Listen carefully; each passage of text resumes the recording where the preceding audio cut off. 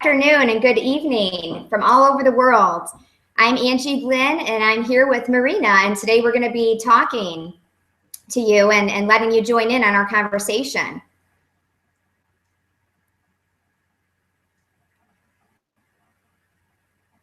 Back to you, Marina. Welcome, good morning, good afternoon, good evening, wherever you are. You are in for a treat, and I can't wait for Angie to share her story. Over to you, Angie. Well, I'm here today because I've been a teacher for several years, and this last year I decided to become a motivational speaker. And I'm here to help anyone that's really struggling through any type of crisis. And maybe you have a void in your life and you don't know what to do. I'm here to help and encourage people to just keep going and to never give up.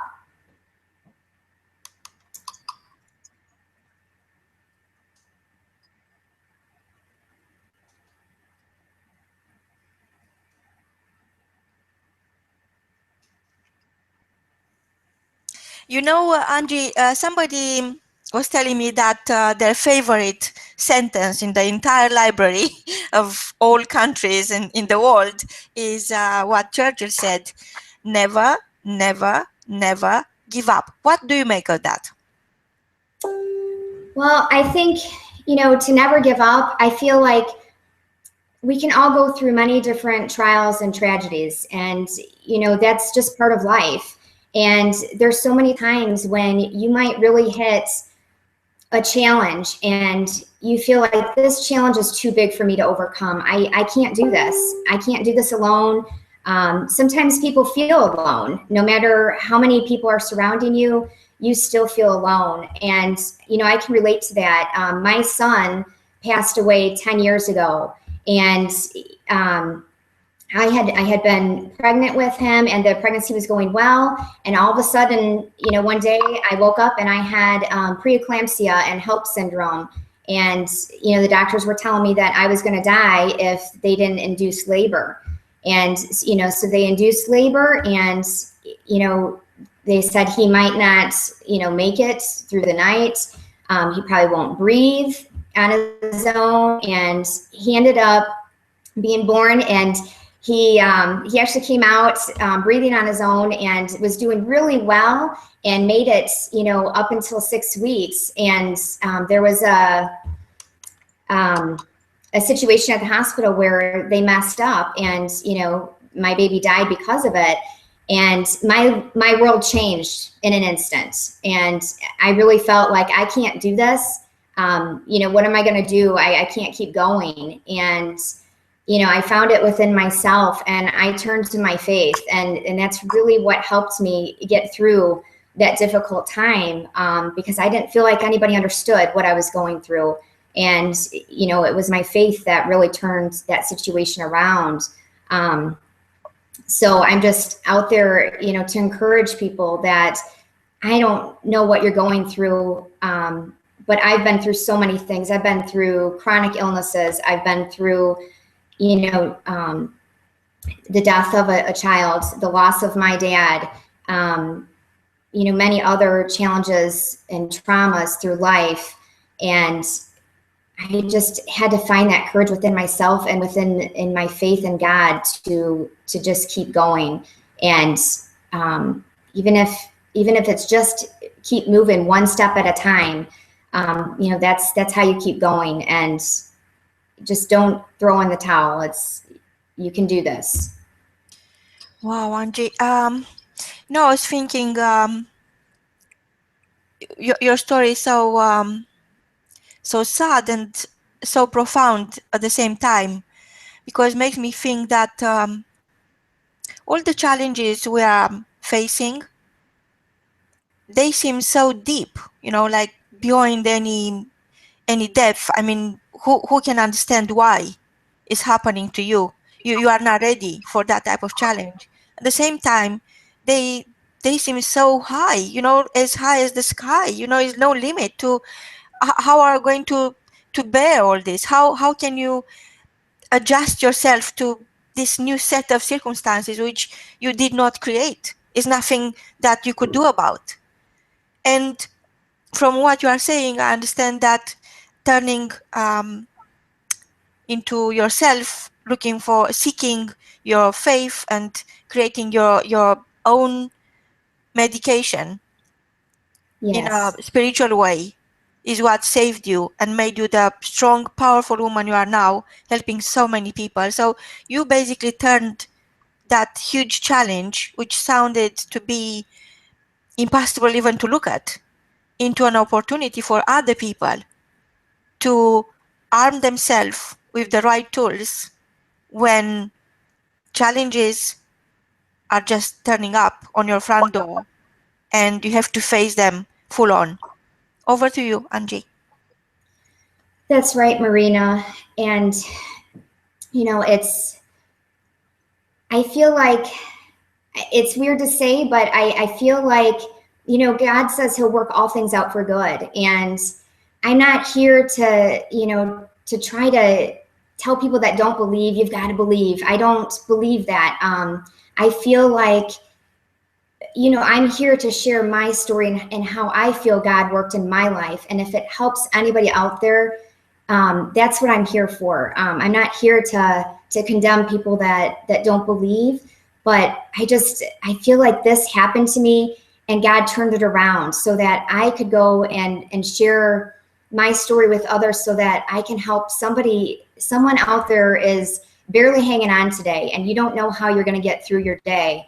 And I just feel like using some of the challenges that I've gone through, if I can help you, turn a corner and just see that when I was at my lowest point and thought, I'm not going to make it out of this, there's nothing that's going to save me. That's when God met me.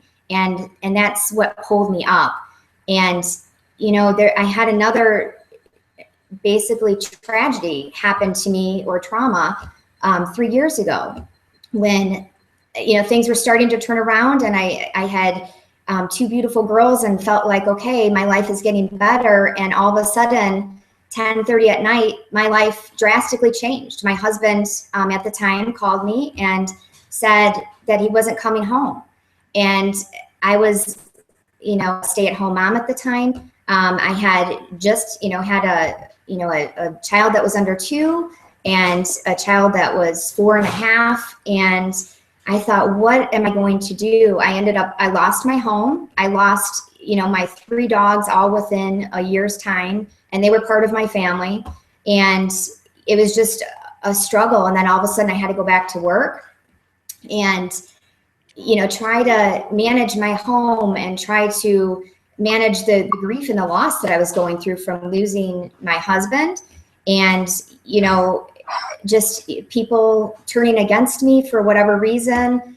And I thought, why again is this happening to me? And does God hate me this much, to cause this much pain to somebody? And I realized through it all, trials are part of life. And he doesn't promise us that we won't have trials. What he does promise is that he'll be there for us when we do go through those trials, and he'll help turn things around and work things out for good. And I just really feel like the entire journey that I've gone through has really helped me get a very strong relationship with God that I didn't have before. When I grew up as a child, I was afraid of God. I thought, God's there to harm us if we don't do everything right. And now I know that that's not true. God's there for us no matter what, and he'll meet us wherever we're at. And so that's really what I want to focus on and help people with today, and just have them, know that you're not alone in this. Even if you don't have people surrounding you to help you, God's always there, and he's just, one prayer away. That's it. Back to you, Marina. Wow, Angie, I'm thinking the trust you put in other people and how they betrayed that trust. I'm thinking of the hopes you put in other people and how they turn their back on you. And Yeah. I can't even imagine what was happening to you at the time in your mind, in your heart.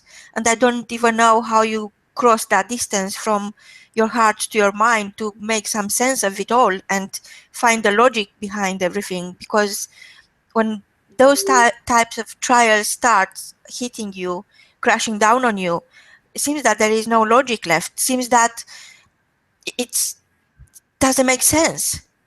So you turn your focus from the outside world, which was an adverse environment at the time, almost violent environment. It was, you were in the middle of the war.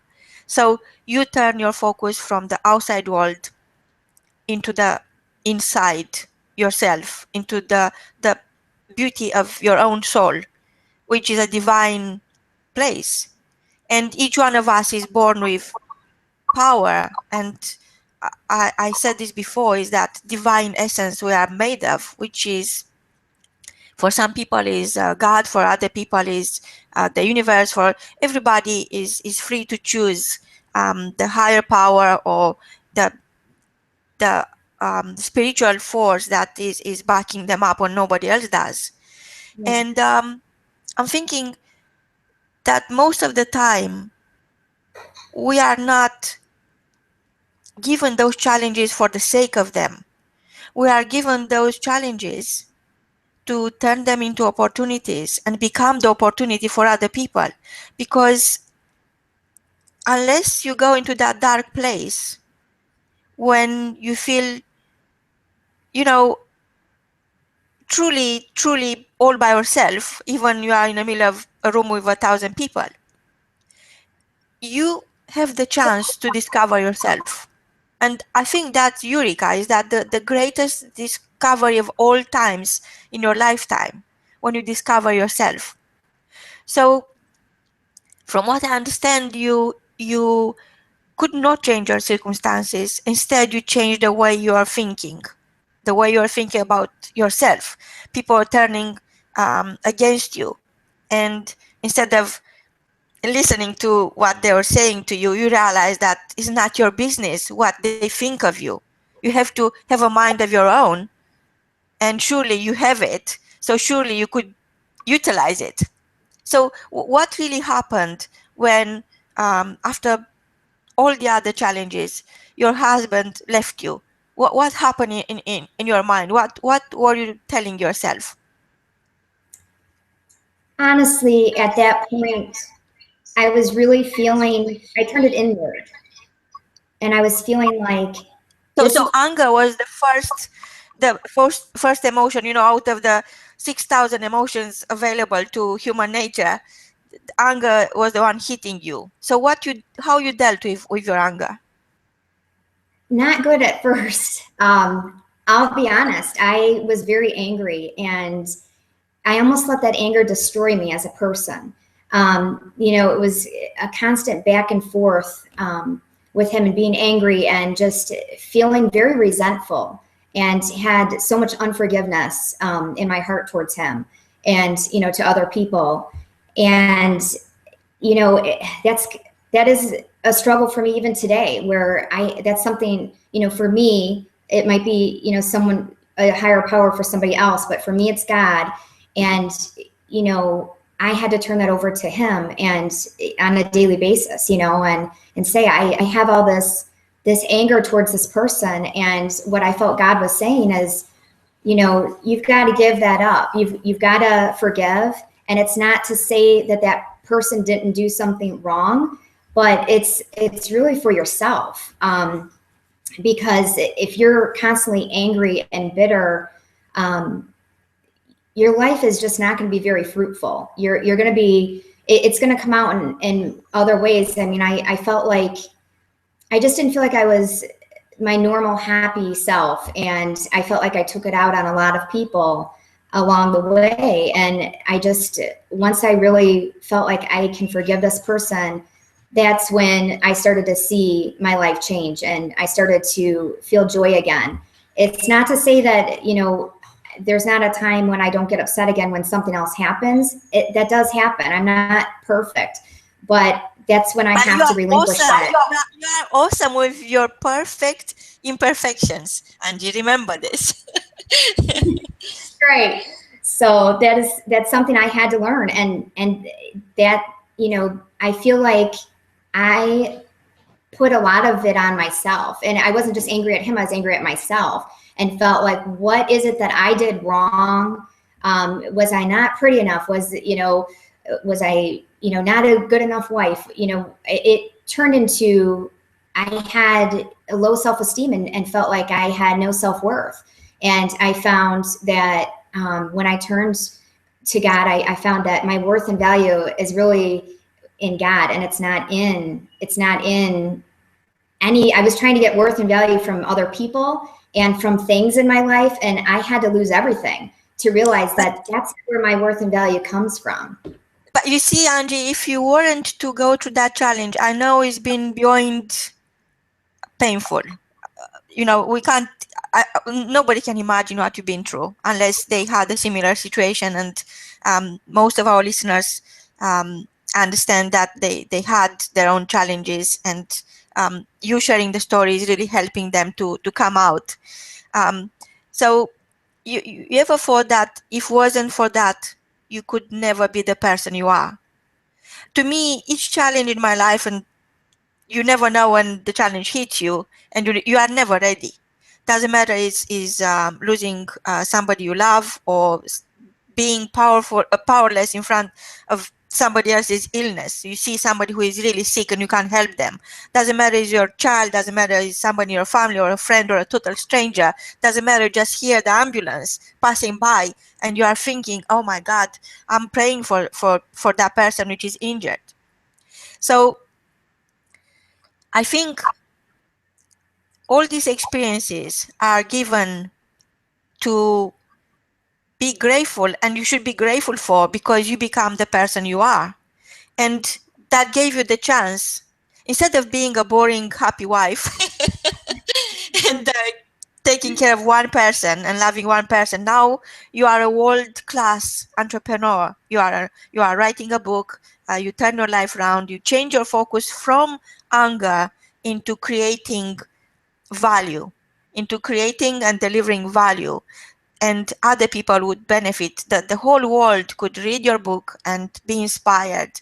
And this to me is makes or breaks. Is that type of situation, is when you are down on your knees and you understand that there is nowhere going south. You can't go any lower than that. You are there. That's it. That's the end. And then it's like, take a deep breath and come out. There is no other way. I felt when I had a huge challenge in my own life, I felt that I couldn't stop crying for 2 years, and I felt it's just, the whole world is full of people, but they're not human beings. They don't care about you, and why would they care? And being left with as a young widow was very hard for me to accept. So that happened. So I don't think I ever let go, in a sense that I always felt that was that did not happen to me. But that helped me understand how strong I am. So I salute you for your courage to share your fear, the fear you had before becoming you, and to share your courage of understanding your worth, because this moment must have been one crucial moment that made everything different for you. So you are writing now a book. What is the title of your book? I just started the book, and it's Faith in Crisis, and I'm doing the outline and been working on that. So I'm really excited. I just had the eye-opening experience a few weeks ago. I've been trying to get going with a book for a year now, and wasn't sure which way I was headed. So I'm really excited that I know which direction I'm heading now. So what is the message? who is your ideal audience? Who is your reader? Who is going to benefit from reading this book? My ideal audience is basically, when I started out, I wanted it to be just for teenagers or just women. But then when I started writing it, I thought, you know what, really, this is going to be for anyone that is in a crisis and is struggling with their faith and questioning their faith, because that's where I was at. I questioned my faith constantly, through each crisis that I went through. But this sounds like a huge audience, and I'm thinking that perhaps you feel overwhelmed because you are talking to the whole world, and perhaps you could cut it and slice it, and make it a book series, and write one for teenagers, write one for people your age, write one for grandparents like myself, write one for parents, write one for pet owners. So because you went through all these tragedies and you learn from it, it will be so much easier if you create. If I was your reader, if I was to go to the library and pick up a book, and I will have a challenge because I lost my pet, which happened to me, and I was devastated for a long time. I don't think I ever recovered from that, actually. I will go and look for that particular solution. So maybe instead of feeling overwhelmed and not knowing where to start, or just having this big challenge for yourself, I think if you slice it into a book series and you release them one by one, I think people will know exactly where to go, and they will find the solution. I know they will find the solution they need. And it's just a thought. Of course, it's not, you don't need to do this, but I had my own book series, and I started with one book 3 years ago, and then I realized that actually I have so many stories about other people, so to inspire other people, and it just become this ongoing divine job for me to keep writing, and I can't stop. I can't help it now. So it is a beautiful.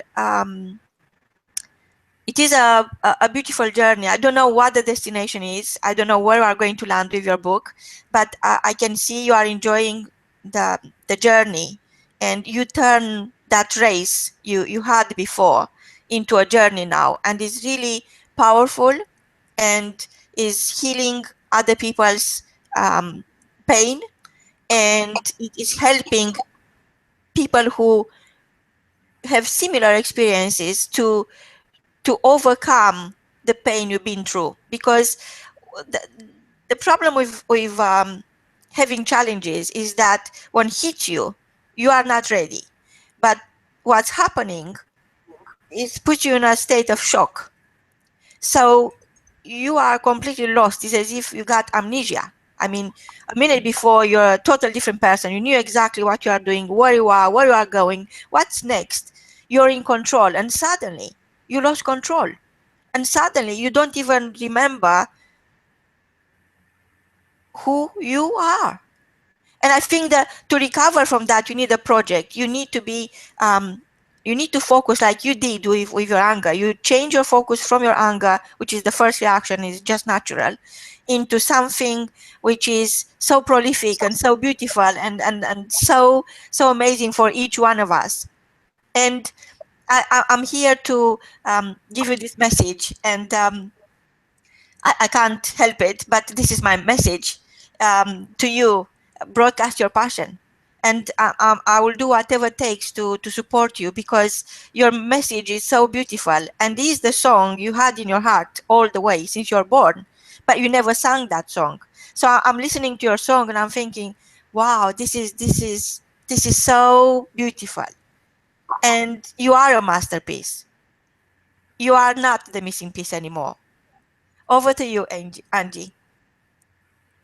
Thank you so much. That means a lot coming from you, Marina. And, I just wanted to hit on something that you said about, changing direction and just making sure that you have a purpose. That I think that what you were just talking about is so important, because when I didn't feel like I had a purpose, that's when I felt like I was at my lowest point. And then when I realized that all these challenges that I've been through could serve a purpose, a bigger purpose than me. You know, it's not about me anymore. It's about who can I help? Who's really struggling that I can encourage, even if it's just, you know, a hello, or wow, I like your picture on Facebook, something so small like that. I feel like it's my purpose to lift other people up, and, you know, to really help them move forward and to keep going no matter what their circumstance is right now.